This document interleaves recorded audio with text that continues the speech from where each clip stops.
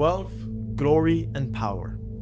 You could ask any explorer, fighter, or industrialist in the galaxy, and they would tell you that this is what they're striving for. In fact, some of these lone adventurers might even band together into a group or form a faction, and even in the most extreme cases, build galaxy-wide empires to achieve this goal. But not one of these collaborations has ever come close to amassing so many riches, to having such a galaxy-wide influence. Nothing has ever reached the success of the Interstellar Trade Union, and if they have their way, nothing will ever come close again.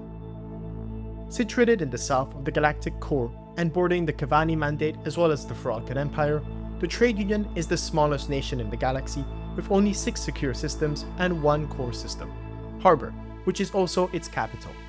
But while most politicians see this as a major weakness, the Trade Union considers it its primary advantage, as each system in a faction brings in so much wealth that the common view of having more systems for their tax revenue simply isn't applicable. The faction's smaller borders also demand less patrolling, which alleviates resources and allows them to focus on protecting the many spice convoys the Trade Union operates.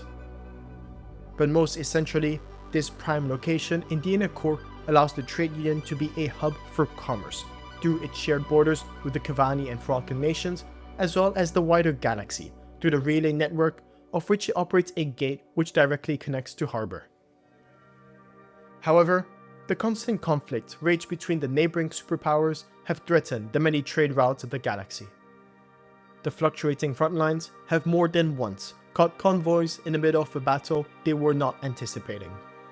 But while the Trade Union publicly condones this conflict and the unnecessary loss of life, the commerce created from the superpowers' need of military equipment and consistent resources has significantly boosted the Trade Union's revenue and power, despite these transactions generally being made through unofficial channels to hide away from CorSec authorities.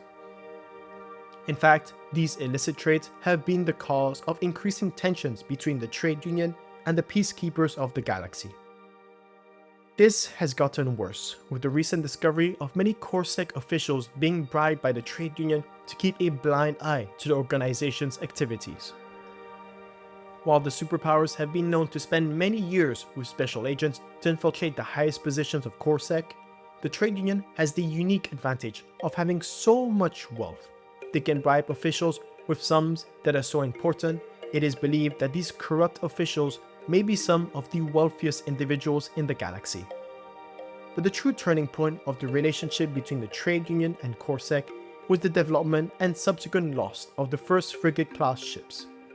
A Trade Union convoy carrying the secret blueprints of what were considered at the time the most advanced ships in the galaxy was attacked by a non-affiliated pirate group. The invaluable cargo was subsequently acquired by them, which correlated with a significant increase in the pirate activity in the Eternity region of space. CorSec security forces were outmatched by these new ships, and it was only after months of intense conflict and the call for help of many independent pilots that the pirate threat was finally defeated at the system of Nero. But the damage was done, with the power of frigate-class ships clearly demonstrated and the technology within the hands of many pirate organizations. All factions rapidly developed their own frigate technology.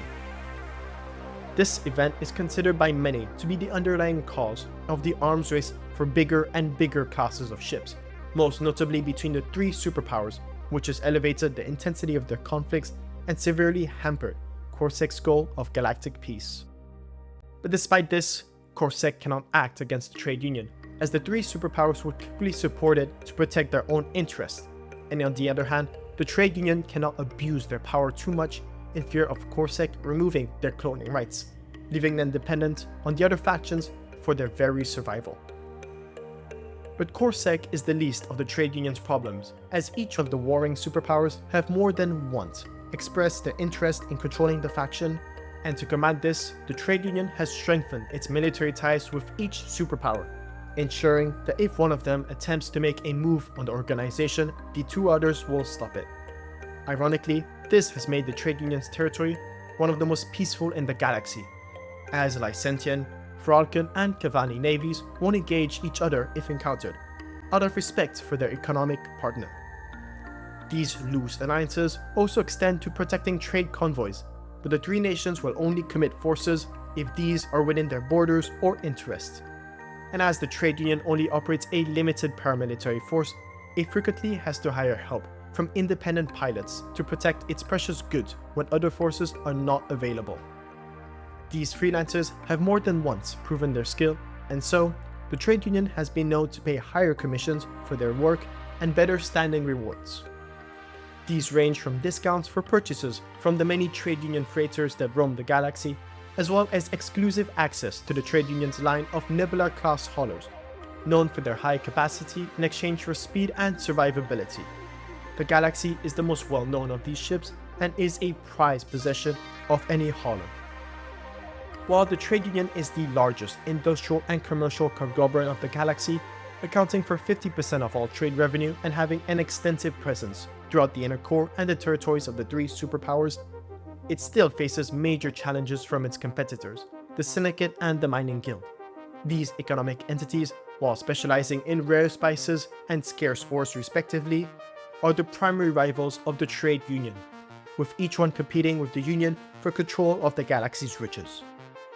Corporate warfare is frequently made use by these factions, generally through mercantile groups or independent pilots, so that the blame can't be traced back to them.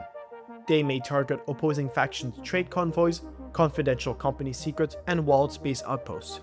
In rare occasions, these mercenary factions engage in intense conflicts between themselves, matching those seen by the superpowers in terms of the ferocity of the combat and the ships deployed.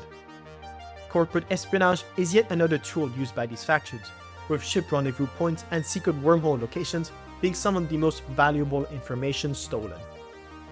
But only characterizing the trade union through these illicit activities and conflicts would be showing the wrong picture, as despite this, the trade union has always contributed to the development of the overall prosperity of the galaxy.